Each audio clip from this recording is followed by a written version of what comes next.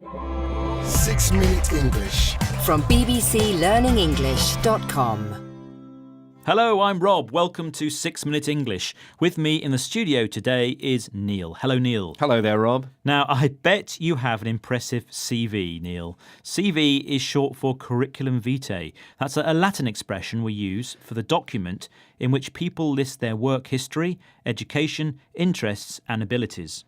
In other parts of the English-speaking world, it's called a resume.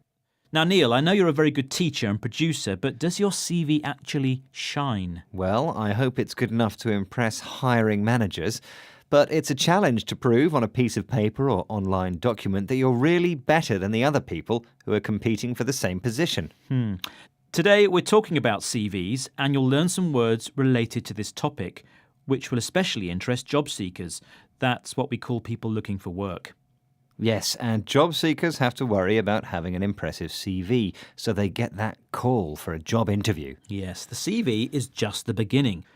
And as you mentioned job interviews, I'll ask you a question all about this.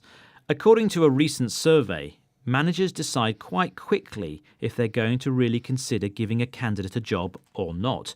So, when you go for a job interview, how long do you have, on average, to make a good enough impression for an employer to hire you? Do you have A, less than 3 minutes, B, less than 5 minutes, or C, less than 10 minutes? Well, I think it's probably quite short, so I'm going to go for B, 5 minutes. Well, you'll have the correct answer, the result of this survey, at the end of the programme. But people have done all sorts of unusual things to reach the interview level. One of them is Briton Daniel Conway, who went from posing shirtless in the street with the phrase "employ me" written on his chest to uploading a video on social media asking to be hired. This video went viral. It means became popular very quickly. In it, his daughter appears next to the phrase, "Give my dad a job." Yes, Daniel Conway tells us about his experience looking for work. Which word does he use when he says he wanted to be noticed? I just thought as a young naive kid that I would kind of walk into a job, but the truth is, there are a lot of good people out there who've got just as great skills, and I realised at that point you've got to stand out and get your strengths across. He used the phrasal verb to stand out. It means to be more visible than others in a group so that he can be noticed. Dan Conway uses another phrasal verb, get your strengths across. To get something across means to make something clear. In this case, he wants the employer to understand how good he is as a potential employee, his strengths and his good qualities. And did he get the job?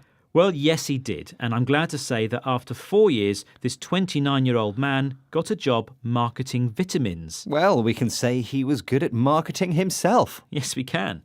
Well, he was bold and courageous in his attempts to catch potential employers' attention. He showed a quality described by career coach Corinne Mills.